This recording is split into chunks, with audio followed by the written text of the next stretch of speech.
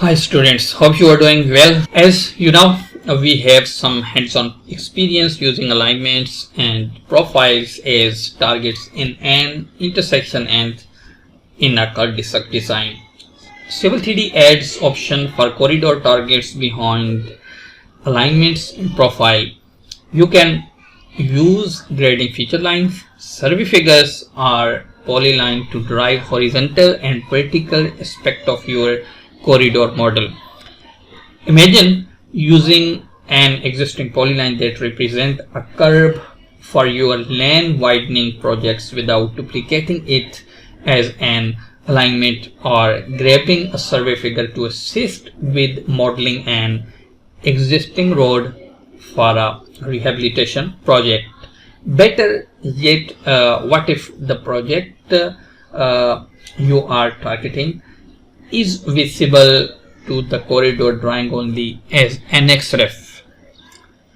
In this exercise, we will lead you through an example where a lot grading feature line is integrated with the corridor model through an external reference. Here we have two external reference feature lines, and here we have our road corridor, which we can target our feature lines is just for example. That's not correct, but just for your hands-on practice exercise, you can open this drawing 1009 from description link, and if you see, the drawing includes a complete assembly and partially completed corridor.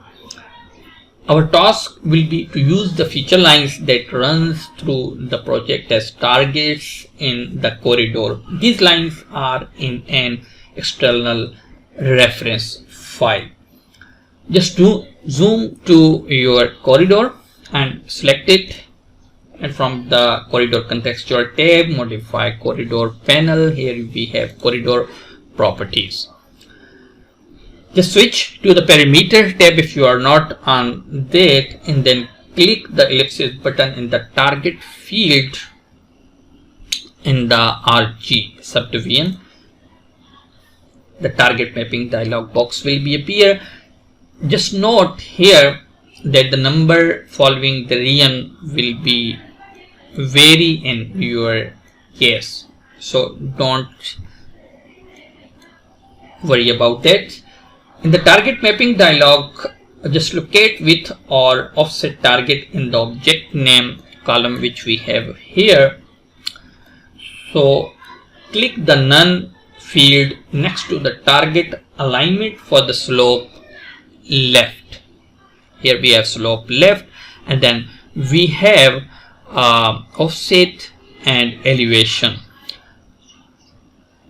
Then click here against the offset and set offset target dialog box will be appear to you.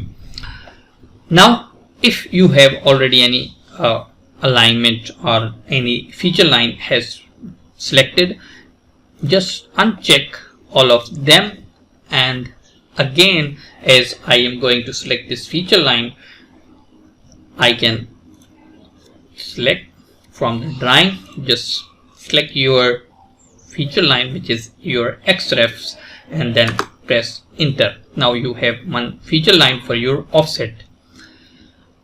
So another target which we want, it is related to elevation, because we must want that this feature line elevation should follow for our corridor.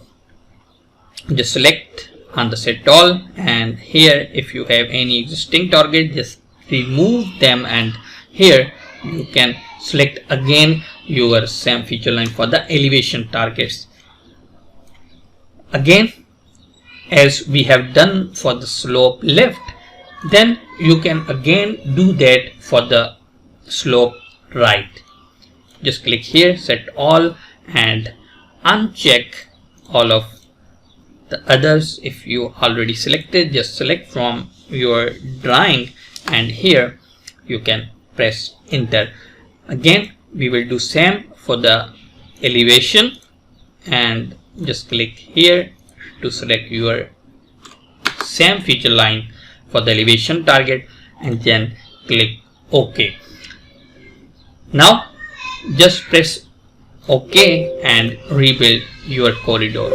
So you can see here we have two feature line, and now they are XREFs, but we can use them as a target for our offset and elevation for our corridor. As they are XREF file, if you will change in future for this feature line any elevation or any offset for this feature line, then you can just make changes in your reference file, and then you can get back to your main file here, for example, and you can select your corridor to rebuild your corridor again, and your corridor will follow your feature lines to create new new corridor.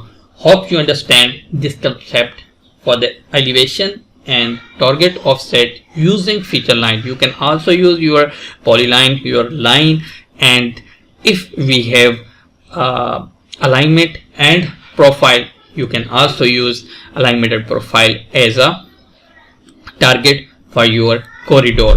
So these are the some basic concepts for the targeting in Civil 3D.